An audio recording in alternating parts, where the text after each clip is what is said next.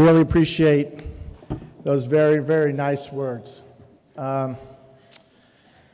This most certainly is a surprise and obviously a very humbling honor. There's so many more deserving people than me. I'm not sure what happened, but I really want to thank all of those who were responsible in some way or had a hand in it. I could tell you that although I'm very close to the Jeannine Rainbolt College of Education, this kind of honor is not something I would have ever have imagined. So thank you, Dean Garn, for not only the nice words, but all that you do to lead our college. And it's really fun to say our college. You know, my undergraduate degree is from Maryland, but my graduate degree is from the University of Oklahoma. I appreciate the staff. Emily, especially, we get to work with her on Board of Advocates.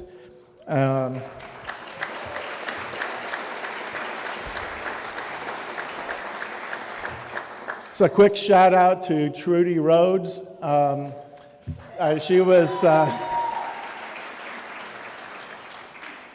from the moment I started teaching almost 12 years ago, I constantly had to call Trudy for some type of help, getting some student that wanted to enroll in one of the classes I was teaching, getting them enrolled at the last minute, and I thought I had it done, then another one would call, and I called, Trudy, I need your help. And I really appreciate all the calls and all the work that she did on that behalf. There's some other people that I'd like to recognize before I make my remarks, and I'll first start with an extended family. They're sitting right over here. My extended family is truly my staff. I get to work with wonderful coaches who are some of the best teachers that we have, not only on this campus, but anywhere in the entire world, exist here at the University of Oklahoma. But tonight, some of my staff is here. Clark Stroud, I worked with him for 18 years as our Vice President for Student Affairs, and now he's doing great things in our athletic program. Zach Selman is our Senior Associate Athletics Director and has made an enormous impact on our program. And the Queen.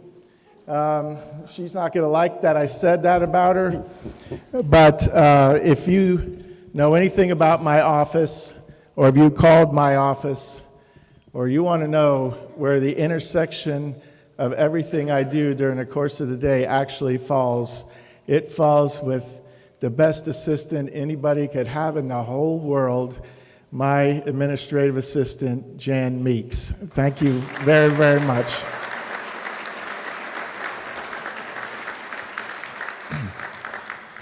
Now, you might notice that I didn't introduce my immediate family. Well, the reason is they're not here. My wife, Kristen, made the best choice. She is over at the Norman Music Festival supporting my son, Jonathan, who is playing along with his band in the Norman Music Festival. So that's what we do. Parents are where our kids need to be. And my son, Joe Jr., who's about to graduate in a few weeks from the University of Oklahoma, is involved in another activity that is very important to him. So I just want you to know how much I love my family, even though they're not here. They made the right choice, though. I get it. But in a minute, you'll hear another part of the story. I could say that my journey as an adult learner is probably not original, and it's maybe not unique, but it certainly is unusual, and it's most definitely authentic. The College of Education has always had great faculty, and my life has been truly enriched by so many of them. I want to recognize a few of them. Some are here, some are not. There's a person that has been as inspirational in my life as anybody I've ever met since I stepped on this campus. I wasn't fortunate enough to take any of his classes as a student, but I have learned so much from him, just being around him, listening to him, and just watching the kind of example his life is for so many people. And I want to thank Dr. George Henderson for everything that you do. And Barbara, I thank you too. Barbara lets George and I go to lunch once in a while, and we don't tell her all parts of the story, but she's very trusting. Other faculty, some are retired. At least that's the word I'm going to use. I hope I didn't run them out of the college as a student, but Dr. Connie Dillon, certainly Dr. David Tan, who was very patient with me as I strengthened my knowledge of qualitative and quantitative research. Whew, he was patient.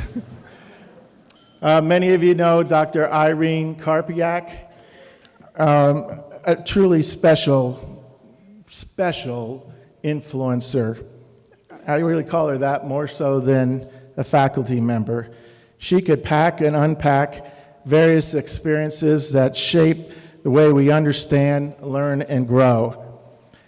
However, on my journey up the mountain of learning, there was no better Sherpa. You know what a Sherpa is, right? No better Sherpa than Dr. Jerry Weber.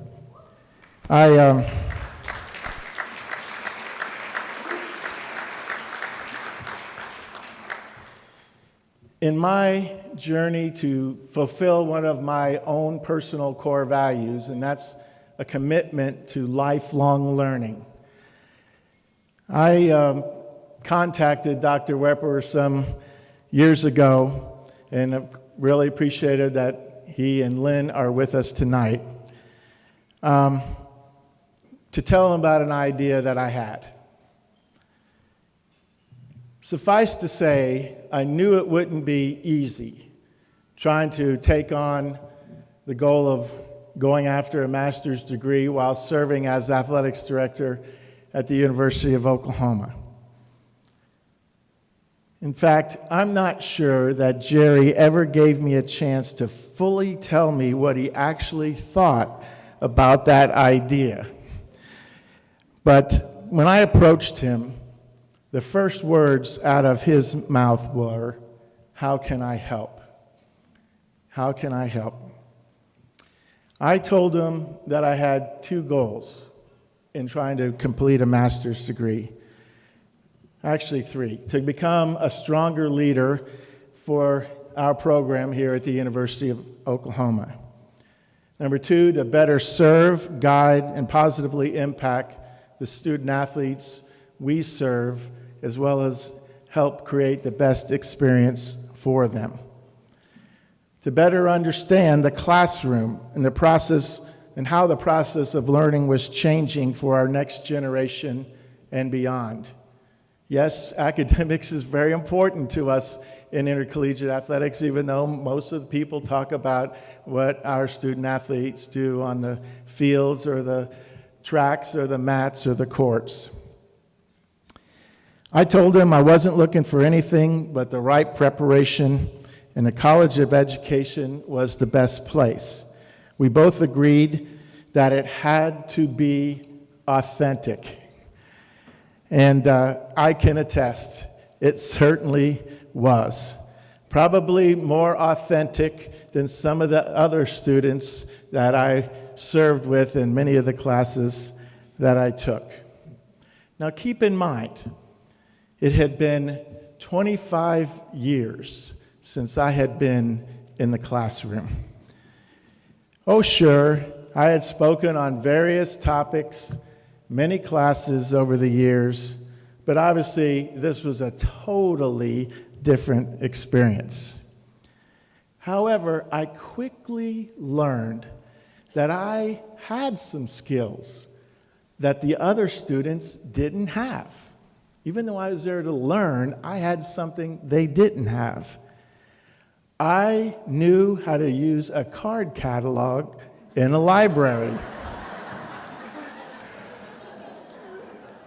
That one about put them over the edge, but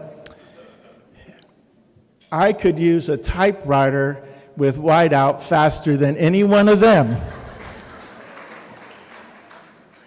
And I actually loved going to class.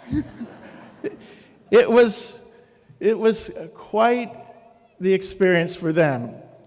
Many of the very first classes of the semester, I would come in and sit down with them. And they all be looking at me like, "Aren't you going to start class?" And I said, "No, I'm taking it." Oh, it just blew their mind. I really did love going to class. It really was special, maybe an outlet in some ways. I only missed 4 total class sessions during the 36 hours that I took. It took me 2.5 years, but during that time, and Dr. Weber knows this because I was in one of his classes trying to do this, I hired 5 head coaches. A couple of the times, the media chased me across the South Oval as I was running to class, thinking I was going to meet with a prospective coaching candidate. I had to tell a couple of my professors I never thought the classroom was an asylum, but it was. Suffice to say, that experience continued to have an immeasurable impact on my life. I do want to mention, again, thanking my wife and my children, because this was an incredible sacrifice. The ages of my kids were such that it helped, but they had to be patient because this job is obviously more than an 8 to 5 kind of job. I wanted to be a loving husband, and I wanted to be a great father to my 2 sons.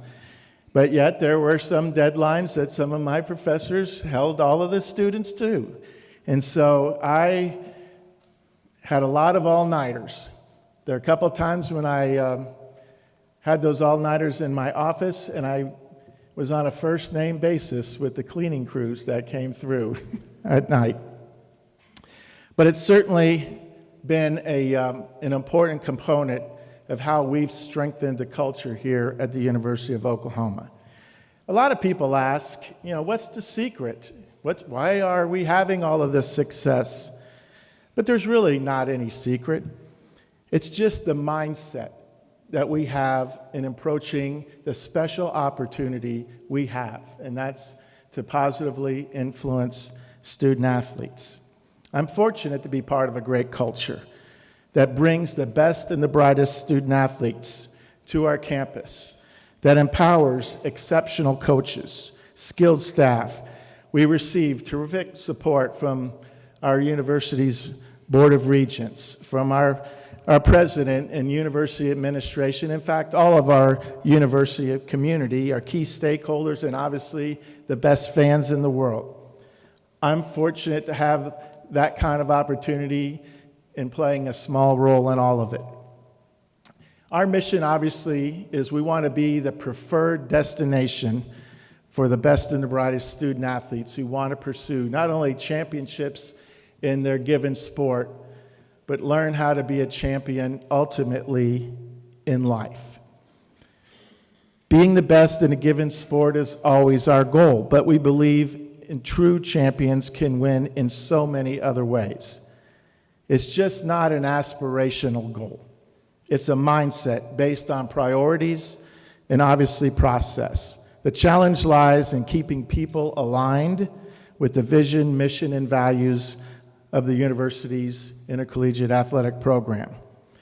The vision, our belief, is what drives us forward. Every decision, every interaction move us closer to creating that premier destination for student athletes. To achieve this mission, we work intentionally hard to become the kind of people that they will want to follow and help make it a reality. Pursuing our vision driven by our values and becoming an embodiment of what we profess. Our core values, hopefully you've seen them a lot of places. We've captured it in the acronym of MAGIC. Yes, Sooner Magic. Masterful, accountable, gracious, inclusive, and definitely competitive. Those values guide every single decision that we make. They always have, and they always will. And it's important for us to be intentional about reminding people how we must stay aligned. I'm very proud that we have the success, but to each one of you, the thing that makes me most proud is that you are proud of the way that we achieve it. That is what makes us the happiest. We have great organizational clarity. We're not only clear in what, where, and how, but also the why. Everyone plays a crucial role. Our vision is clear and compelling. People know and live the values. The roles and responsibilities are clear at every level. Our strategy is simple, scalable, and sustainable. We absolutely have to have that same spirit. Where's Becky? Where's Becky? There you are. That same spirit that you have. There are so many things that we still want to try. And there are a lot of people that will easily step up and tell you, you can't. But we're going to find a way to make it happen because that's what we do at Oklahoma. We want to be the leader in everything that we do. We don't say that we're there yet. We know there's a lot of work still left to be done, but we're making exceptional progress. We win the W because we're willing to work, the I because we're intentional, and the N because we have next level thinking. Perhaps tonight our theme that has been said by Dean Garn, several others, celebrating this 90th anniversary, sort of aligns with what education and the College of Education is trying to attempt in the next 90 years. We need to engage with people who share the same passion, create that clarity that Dean Garn talked about. We want people to really understand what teaching, in our case winning, in this case teaching, what it looks like for our programs. We can make it more simplified, more scalable, and sustainable, even if it is absolutely out-of-the-box thinking. We'll have a clear and personal mission. Our role and our responsibilities will become clear. The future doesn't depend on anyone else. If we want to make it happen, it's going to depend on us, our commitment, our passion, and our love for the University of Oklahoma. Thank you very much for this award. Boomer Sooner.